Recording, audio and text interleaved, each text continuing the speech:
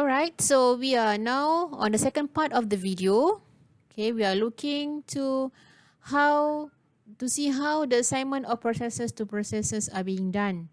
Okay, so the first ever is we are assuming that all processes are equal. There is no differences about in the processor. So the any processes that are available we can assign to the processor. Okay, so how to determine the assignment of the process to which processor? We can have two different way. Okay, one is static, another one is dynamic. So static means we have this particular process, or we can have like one queue for this processor, another queue for another processor. Okay, for example, we have two processor, so each processor has its own queue. So if processors queue in the queue for processor A, so definitely it will be executing on processor A. Okay, so if the other process queue in the processor B queue, so it will be waiting to be executed on processor B. Okay, so what will happen if we make it static? Okay, so if queue process A is now empty, idle, but much process now in the queue of processor B, so we could see that there is no like way, okay, to bring back. It's quite hard then to bring the queue, the process that queue in processor B to be in processor A. So static assignment is not that good. Okay, so that's why we could make it like dynamic. Okay, so with dynamic we can make it like load balancing. So if we could see that now process A is now idle, so we bring in the process that new coming to in the processor A. Okay, so that's why we could say that the dynamic load balancing is more better than having the static, right? Okay, this is what we can see. Both static and dynamic require how, okay, to assign the process to the processor. So basically we have two ways, okay, two architecture. It could be in master slave and it could be in peer methods. Okay, so in master slave architecture, okay, we have single master and more than one slave. So what is the function of the master? Okay, master is responsible for the scheduling. So which you will decide which process, okay, to go or to be scheduled in which processor. Okay, slave will be receiving the whatever scheduling that have been done by the master. Okay, and slave also sending requests so that master will decide for it. So this is the way that simple, where requires only a little enhancement to the uniprocessor multiprogramming operating system. Okay, so because in the uniprocessor we still have the multiprogramming concept to execute process. Okay, so there's only little enhancement to that. Okay, only that if we have the failure on the master, so the slave couldn't then sending requests. So what will happen? Failure to all of the processor to work. So master now become the performance bottleneck.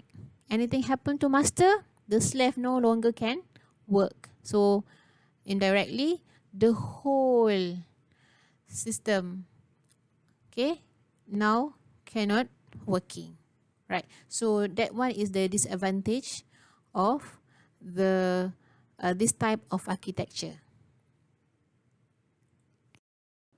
Okay, so now the peer architecture. So compared with master slave, where kernel execute on one particular processor which assigned to be the master. Okay, in peer architecture, kernel can execute on any processor. So meaning everyone could have the kernel to be executed. Okay, and then each processor does the self-scheduling from the pool of available processors. So the operating system now must ensure that the two processors do not choose the same process, because now the processor can select the process on its own. Okay, so that's complicate the function of the operating system. Okay, because you need to control that these two processors do not claim or choose the same process to be executed on the processor, right? So that's the two architecture. One is master slave and another one is peer architecture. Let's move to the next slide.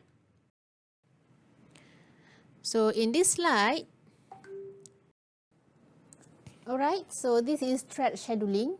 So thread scheduling, basically we are scheduling the thread instead of the process.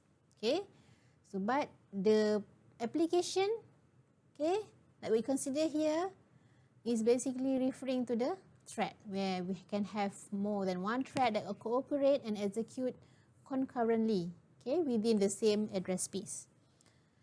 So on a multiprocessor, thread can be used as a program structuring aids and overlap, okay, the I/O with processing. So meaning we can make the execution faster.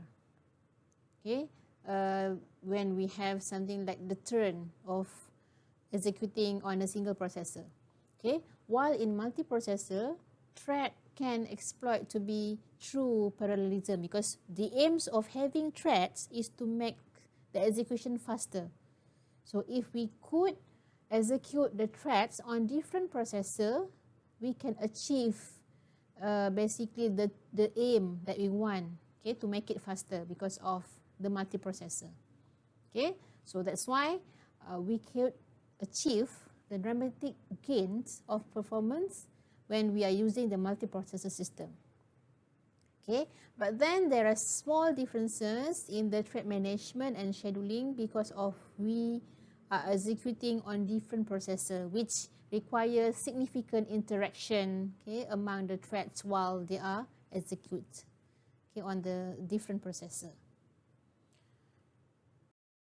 Okay, the next is we would like to see what are the approaches, what are the methods that we could use to schedule the thread to be executed on a multiprocessor system.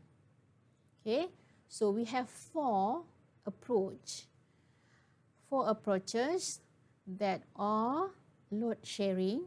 Okay, the processors are not assigned to a particular processor, right? So it is individual, like the one that we have previously.